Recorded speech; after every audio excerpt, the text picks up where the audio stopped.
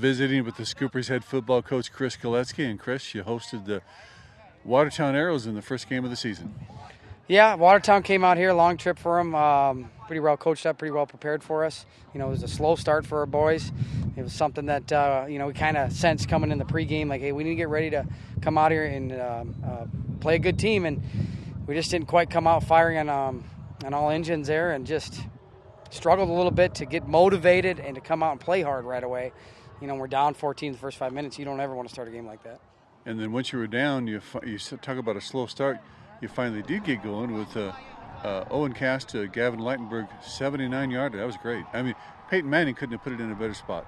Yeah, Owen threw a great ball there, and just seeing Gavin Leitenberg in practice, he's figuring out how to play receiver. He's figuring out how to set up his routes, and I kind of sensed that he was going to have hopefully a good season here, stays healthy, but making that catch there and kind of turning it on and running away from defenders, that's what kind of surprised me a little bit with Gavin. But I've seen him work the receiver out here and learn, and he came out last year, didn't play his freshman year, and he's really picking it up, so we're glad we have him.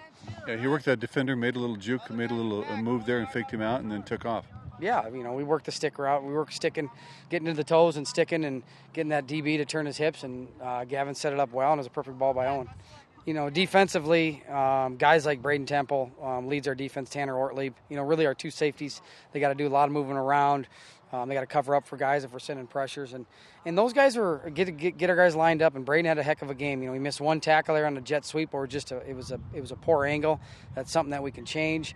And like I told the guys, the score of the game came down to us not having great technique in certain situations. It wasn't blown coverages. It wasn't blown assignments. It wasn't sloppy football. It was like, hey, it's one-on-one. You got to make that play when the ball's in the air. And that's just something, for our corners and DBs that we got to get better at. And so that was one positive thing, was that it wasn't sloppy. Mentally, we weren't coming out there not being prepared. It's just we got to execute better. That's a feeling I had after the game. Even with the loss, it felt like we've seen a lot of good things. Yeah, we did, but the message to our boys is don't be satisfied.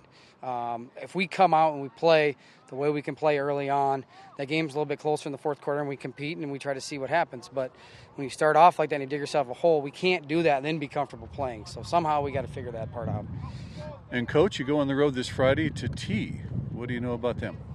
Well, they're big up front. They just moved up a class into AA. They're coached really well. They run some various different formations, a lot of different formations, but they're a veer wing T offense, and they spread you out a little bit. It's a tough schedule going on, and that's early on for us. We have Pier the week after. We have T this week. And so, that's kind of been the message to our boys. How many plays can we win?